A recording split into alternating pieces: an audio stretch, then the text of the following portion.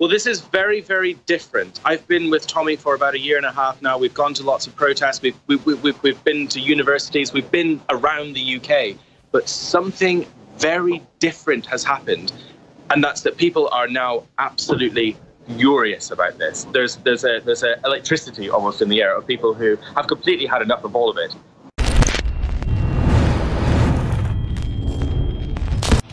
It's now confirmed that Europe is being forcibly merged under the EU with Islam. There's deals made with Saudi Arabia and others. Saudi Arabia has come out and said, we've been told to build mosque in Europe.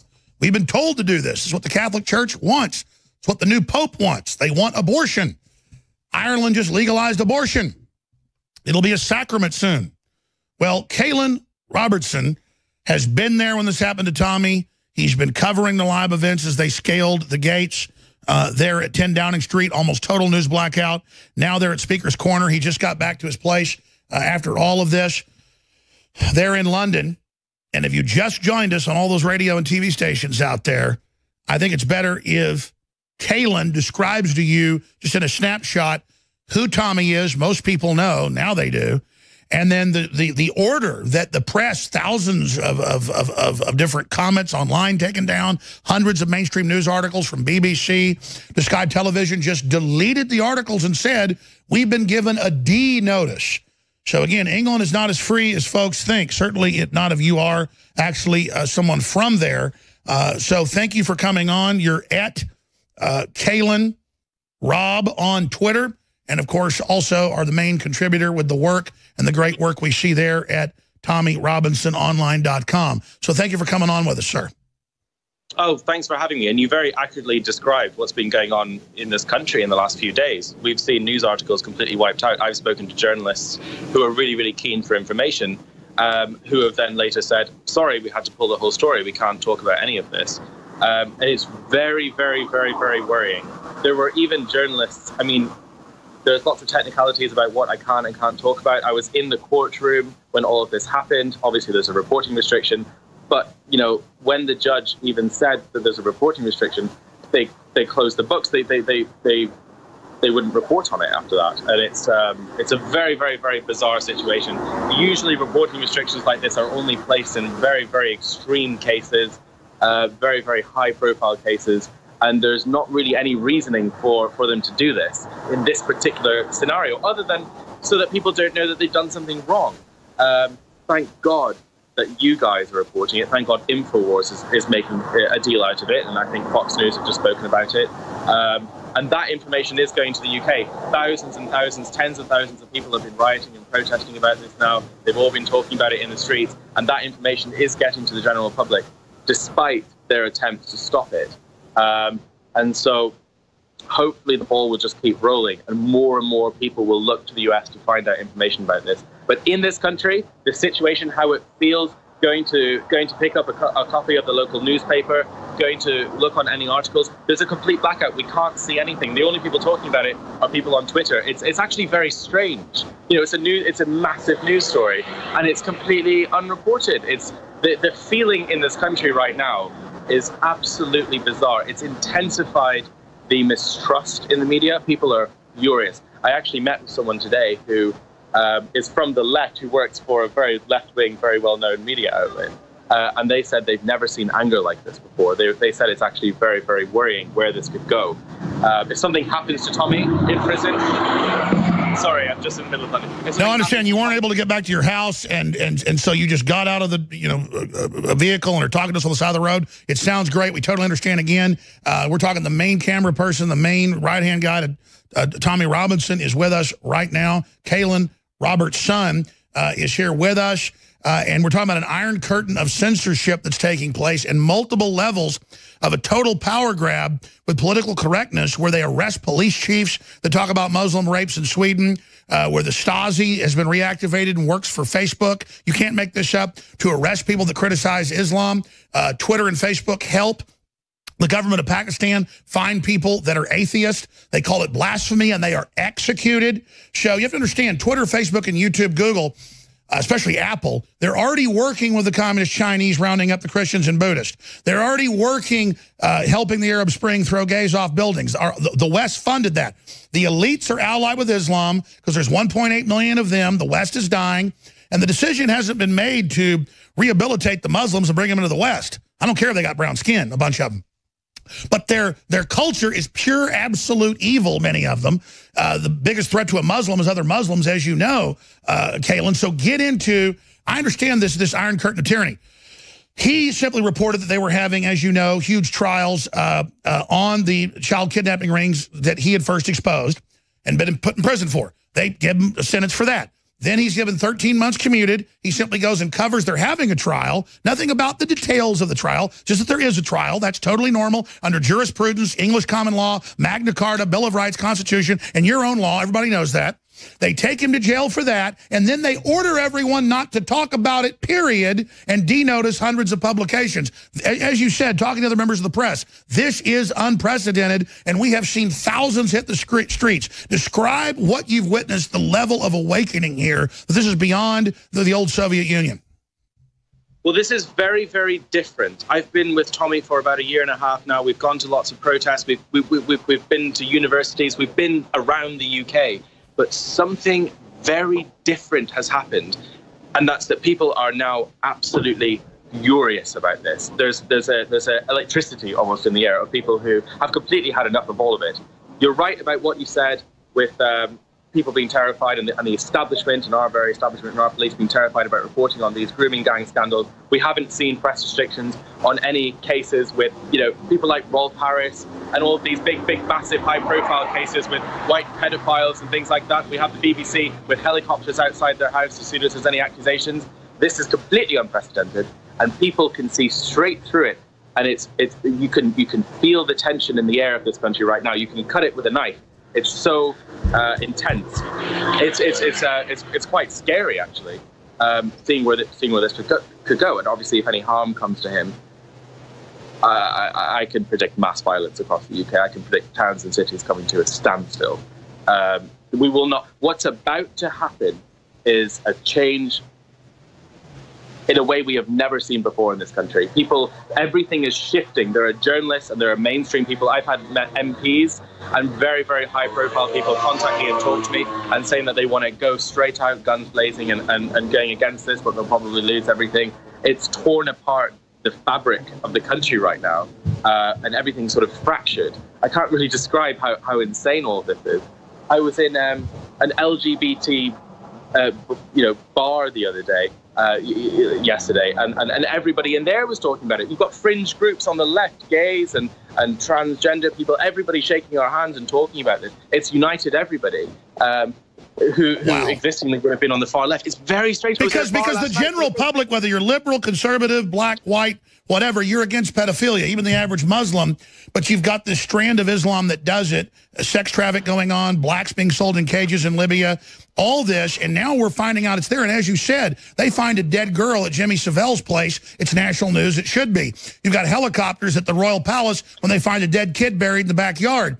But now suddenly there's a total blackout on these grooming gangs because, well, don't we know, it came out, a month ago before they did a blackout, that it turns out the major police and other social worker leaders were using the Muslims in many of these cases. Don't say which ones. I know you can't. Even though it's in the news there, you'll be arrested. Think about that, folks. They have the Muslims like Renfield, some let the Muslims off the hook here, are delivering it to the pedo British elites. Well, they don't, yes, exactly, and they don't quite know what they've done. I think the people who have instigated this, the people who have orchestrated it, the people who thought it was a good idea to silence him, are so out of touch, they don't quite realize that it's not going to work. In 2007, at the beginning of the EDL, when Tommy was starting out, they used to use these very tactics. They used to silence him, they used to throw him in jail, and no one knew about it. There wasn't the internet, there wasn't social media, there was no one to cause outrage. You do a press blackout and nobody knows what's going on. Now, they do not realize what they have done. In fact, if they wouldn't have put this press blackout, maybe not as many people would have known about this because it's caused such a scandal. They're so out of touch, they don't realize how this is going to erupt and how this is going to completely fail.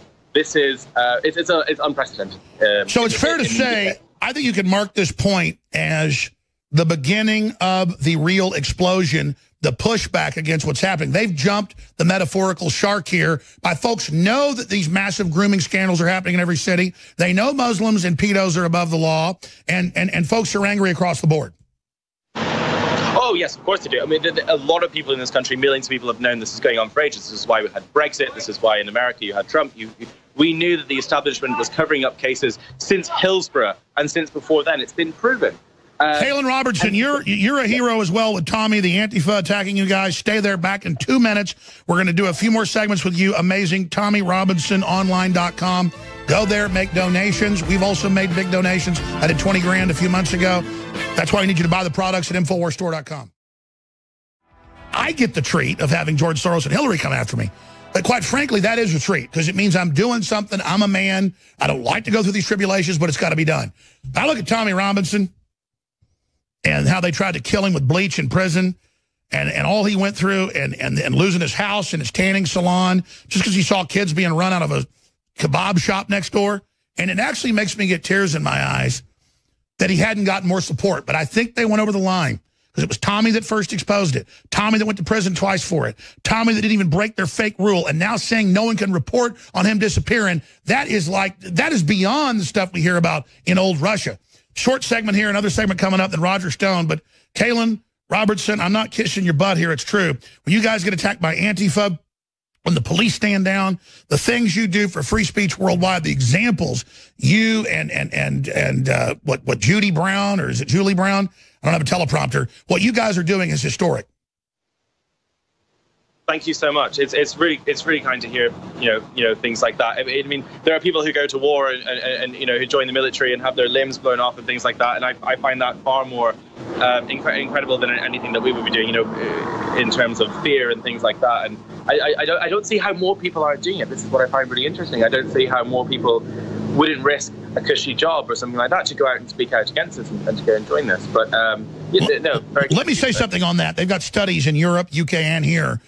And I'm not taking away with Memorial Day coming up to charging a machine gun nest and dying, but you're trained, you're in a group, it's a mission, you're empowered. When you're going against the media, the establishment, and all of it, and social constructs, saying no, they found in studies, is harder than charging machine gun nest. It's rarer than that when the whole social structure is against you. When the social structure says charge the machine gun nest, then get people to do it. Do you see what I'm saying?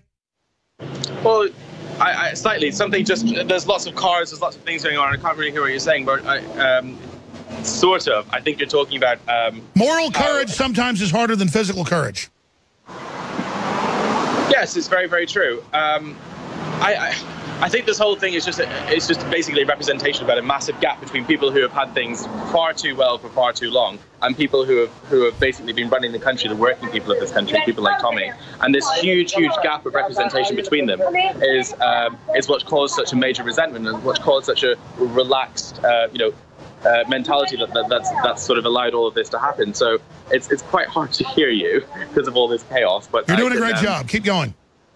Yeah, well, this is what we're talking about. I got to know Tommy very well. I came from the left. I came from a very high-paying job. My partner was in the BBC, and we moved from that after we met Tommy and went for lunch and became really good friends with him. He told us about the EDL. He told us about the police corruption. He told us about every single time systematically that the police arrested him, raided his house with his wife and children, tried to scare him, intimidate him, tried to throw him under the bus and tried to silence him. And we said, and this is very interesting, we said that this would never happen again in the day of the internet. This would never, ever happen again when information could be freely shared and people would be able to galvanize. And that's what's so terrifying about this case, is because they've done it again and they've almost succeeded, because they've managed to create a media blackout. And what's scary about this right now is that most of the people that I've been talking to, the feeling in the country, the people who know about this case, can't confirm it. They don't really know if he's actually in prison. They kind of know that he's been arrested. They kind of know that maybe it's kind of problematic and maybe he's been taken away, but they can't read any factual report to prove it's happened. And doesn't the establishment get that when you grab somebody who's a hero and then won't even let people know if he's in jail or prison when he is, that is the essence of secret police and confirms the 1984 Orwellville has now finally come to London? Western Europe has already banned free speech, and an iron curtain of censorship is descending down over the UK. They're set to pass rules, not a law, that if you criticize Islam or gays, you'll get 6 months in prison. We know we're only about a year or two behind what's happening in the UK. CNN and many others are calling for InfoWars to be shut down, taken off the web. Slate magazine has a professor and others saying, go beyond censorship, brainwash young people against InfoWars, psychologically inoculate them with lies so they don't actually hear what we have to say. We are the most hated news source in the world by globalists. It is so critical that you go to Infowars.com/newsletter and sign up for the free newsletter so we can be in contact with you and so the censors can't bully their way in and block us being able to engage in free, open dialogue as a society. That is critical to this fight. We will prevail if you take action, and I know you will. The judge did two things. When we were reporting outside, I can talk about this actually. He looked through the window of the top building and was staring down at us, and he was sort of smearing, and I think that's when he was smirking. I don't think that happened in the courtroom, but he was smirking and looking. Yeah, somebody, I saw that on Twitter. I was trying to find it earlier. If you got a real, I saw that happening. And you know what else I can say? I haven't mentioned this. About 5 minutes before the judge looked through that window at us, the defendant, the rape gangs, were doing this and pointing at us and doing death threats to us on the street from the same window that the judge was smirking at us through 5 minutes before. I haven't reported this yet. And they were making death threats at us. And we reported it to the police right as it happened. We said, there are people in that room, in this courtroom, who are making death threats at us and doing these sort of signals. And what are you going to do about it? If we did that, what would you do? And the police responded, well, that would be a different situation. 100% true. I think there's actually a video clip of it. I need to go through all this. And then the judge looked through that same video. There's the picture. That's the same window that the defendants were making death threats through. He's been working with Tommy Robinson for over a year and a half. I've had him on many times. He is on the street in London after huge protest all over the city. Almost total news blackout, an order to not cover that he's in prison. The average Brits are everywhere. He says even liberals, you name it, if you just joined us, are saying, where's Tommy? Is he really in prison? Because the media won't report. He is in prison. He's talked to him in prison.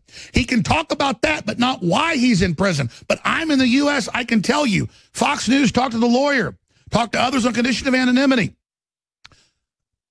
And they admit in the Fox News article on Infowars.com, we've got even more backstory, but Fox is confirming this, that they've told thousands of journalist groups you'll be put in jail too if you talk about Tommy being arrested, period.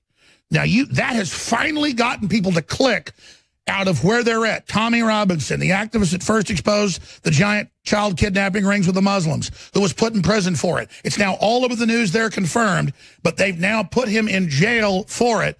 This is unbelievable. So, Kaylin Robertson, you're on fire. In the 8 minutes we have, lay out what you can say about Tommy. You're his contact, what he's saying, how he's doing, what you witnessed, where this is going, the huge awakening you've witnessed. Okay, well, we obviously arrived in Leeds to cover a grooming scandal of 29 men who had groomed hundreds of women.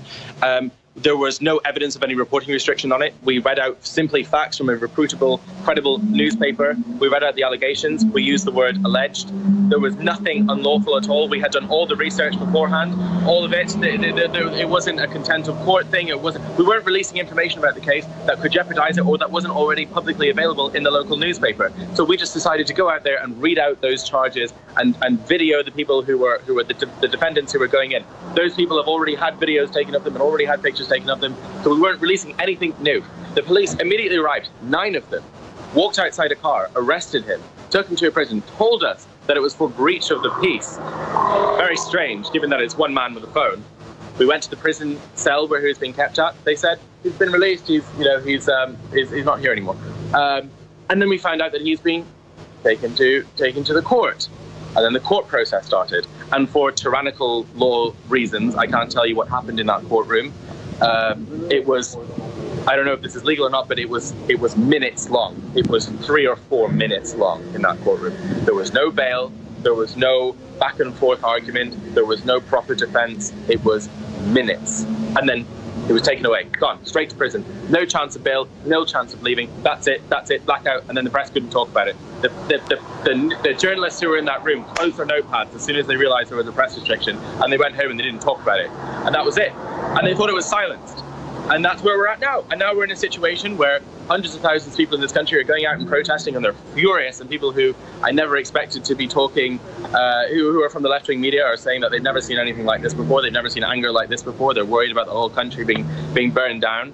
And people have to go to the US, who fortunately have the First Amendment, to read the information about this. They have to go to InfoWars. They have to go to Fox News. And they're losing their minds. Everybody is losing their minds. They can't comprehend that this is happening in a first world democratic country. And that's all I can report on. I can't talk about the rest of the case. There's lots of things that happened in there that were ridiculous, but I can't reveal the information right now. So as soon as I do, as soon as I hear any more contact from Tommy, anything like that, I'll pass it through InfoWars and we'll keep everything updated.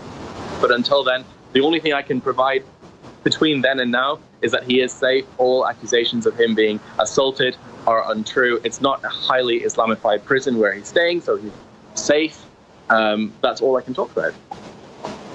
Well, all I can say is, Kaylin Robertson, this is like a movie. This is like V for Vendetta, but it's real history. It has a Tiananmen Square feeling where they're arresting all these thousands of people in Europe that criticize Islam. That the Supreme Courts in Finland and other areas are ruling that Muslim men can have sex with 10-year-old girls against their will. I mean, I'm reading this in mainline papers defending it, and then I'm seeing Tommy, who should be getting national awards from the Queen, you know, for being put in prison, exposing the very Muslim grooming deal in his town where they've gone to prison. And, of course, the next level was girls would disappear. Girls would die. And instead, I mean, this guy gets attacked everywhere. They try to beat him up. He fights off like 6, 7 people himself. He's not even a big guy. Talk about a lion. I mean, this is the real deal. And now his own lawyer, I know, is quoted in Fox. You were in the courtroom, can't get into it. Reportedly, the judge smiled and smirked.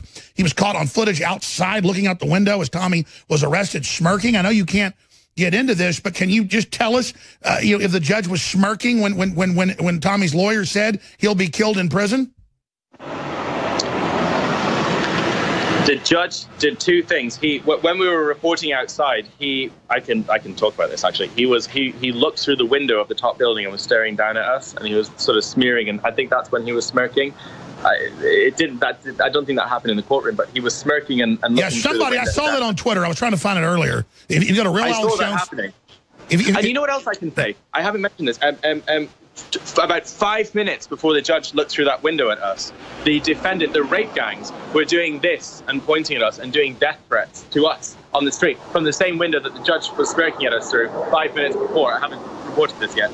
And they were making death threats at us. And we reported it to the police right as it happened. We said, there are people in that room, in this courtroom, who are making death threats at us and doing these sort of signals. And what are you going to do about it? If we did that, what would you do? And the police responded, well, that would be a different situation. 100% true. I think there's actually a video clip of it. I need to go through all this. And then the judge looked through that same video. There's the picture. That's the same window that the defendants were making death threats through. Yeah, I blew it up on my big HD screen at my office. I've got a big HD screen at home. And he's smiling like the Joker, looking down out of the window at everybody. I don't know if the internet with the streaming, if it can be clear, but on an HD screen, you could pull it up with the pixels. And then I saw the video you're talking about outside them saying, oh, if it wasn't Muslims, you'd be left alone. I mean, why are the Islamicists all over Europe so protected? Isn't it because they vote as a bloc, and in parliamentary government, even 10% can win any election for anybody? Isn't it that, and isn't it also that they're spending massive amounts of political money? Well, there's a couple of reasons. I think the main reason is because we had a case, a couple of years ago where there was a Muslim protest in a town. A couple of them decided to, sorry, I have to move on. People are moving. Someone's moving me on here. We had to move. Sorry, I have to move down here because someone's banging that and making noise.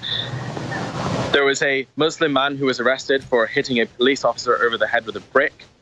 He then went to the police station where he was being held. The imam came to that police station and said, if you do not release our man, then we will have thousands of Muslim men out here in seconds. And the police released him. And what the problem is that the Muslim population of this country are far more ready to riot and to cause mayhem and to cause massive disruption, and they have the support of the media, and they have the support of the politicians, and whatever they do basically controls the narrative and controls the actions of the police. So they're absolutely terrified of saying anything wrong or doing anything wrong to them. We've seen it as evidence. We've seen it ourselves. I've had ex and current police officers tell me in this country, even recently, privately, that they know this is happening, can't release their information. And that's why they're terrified of doing any wrong-do to the Muslim population. And that's why we don't see press restrictions on the other side. We don't see press restrictions for Rolf, someone like Rolf Harris, even though these people got found guilty and things like that. But in the pre-trials, we didn't see any press restrictions like that. And that's why they're so much more protected than Tommy, because the police know that the government, the politicians, and anybody in power has them on side, because they know that they'll go up and they'll riot. And the Muslims are 1.8 billion, about to be 3 billion in 10 years. They are the future. And so they are the new God, and they will riot, and they will kill, and they will attack. And the Brits are all polite and nice. Yes, sir, yes, sir, yes, sir. But finally, we see that fire waking up, what we saw yesterday. Just finishing up, Kaylin, you were on fire during that break talking about the singularity happening in the UK, in Italy, what's coming next. And you're the contact, your conversations with Tommy, where he is, how he's doing. So, firstly, about Tommy directly, just to clear that up, we do have direct contact with him. He is safe. All the rumors about him being assaulted and things like that are not true. He's actually, fortunately, in a prison that isn't highly Islamic, that has lots of people in it that fortunately support him. So that's something that can be put to rest. That's really good. If anything else happens, obviously we'll release that straight away. And then the second point, which you're talking about, there is a massive number of people in this country right now who are from the political establishment, who have been within that for years, who are within the media, and who are very, very well known and influential, who are waiting to be pulled together to fight against all of this. They're all waiting. I've spoken to them today. I've spoken to them all throughout. They're waiting for a nucleus. I've had some of the top figures over there call me and say, how do we bring it together? So they're looking for that TV network, that command base. Keep going. They're looking for King Arthur to pull the sword from the stone, and then they're all going to join and galvanize. They're waiting for that first person, that first thing, that first event, so that they can all rise up and do it. Unfortunately, in Britain, everyone's a little bit complacent. Everyone's a little bit to the side, so no one really wants to be the first. I don't think it's that. I mean, I think more of it, you live there, you know better than I, but I've been there many times. I think it's more of not trying to be arrogant or grandstanding, but I think even though organizationally the stone hasn't been pulled, the sword hasn't been pulled, don't you think Tommy, with this event, them coming after him this way, has pulled the sword? Just about. It's about 90% of the way out. It's about something else is about to happen. The energy, the electricity across Europe, across the establishment, across the media, it's just about to happen. It's just on the cusp of everybody coming out onto the streets and everybody coming together and supporting this. There's just something will push it over, and I think it's just a little bit more time. The reason we're waiting is because there's a press ban, and nobody can really confirm if this is true or not unless they're watching InfoWars and Fox, or they're watching the biggest website, second biggest site in the world, but technically the biggest site, the largest news site in the world, now has as his top banner, anti-immigration protester jailed in London, judge orders press blackout, Robinson silenced. So, but we have Robert's son on with us right now. Kaylin, we'll talk to you again the next few days. Godspeed. Everybody can go to TommyRobinsonOnline.com to donate or to find the latest, or Infowars.com. Thank you so much, sir. Thanks for having me. Speak soon. Just briefly, I asked this question. People want to know. It keeps pouring in.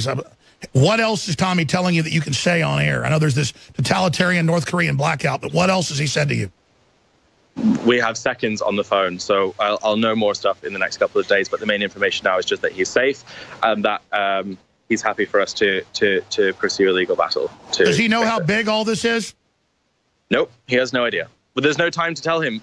We have seconds on the phone. There's no time to tell him. He has no idea what's going on right now in the outside world. He has no idea. That's right. I read when you go into UK prison, you don't get to talk to family for 8 days, and that you're only allowed 30-second phone calls. I actually went to look at Wikipedia. Is that accurate? Well, it depends on the prison. Some of them are very cushy. Some of them you're allowed phones and internet, but this one isn't, obviously. So right. He won't have access. Kaylin, thank you so much. Thanks. Speak soon. Wow. I am totally blown away. And thank God Drudge Report cares about this. Thank God Fox News at least has an article or two. Thank God Infowars.com is there. Go to drudgereport.com. That is beautiful. Top Drudge right now, ladies and gentlemen, is what's happening. And there's a news blackout. You're arrested.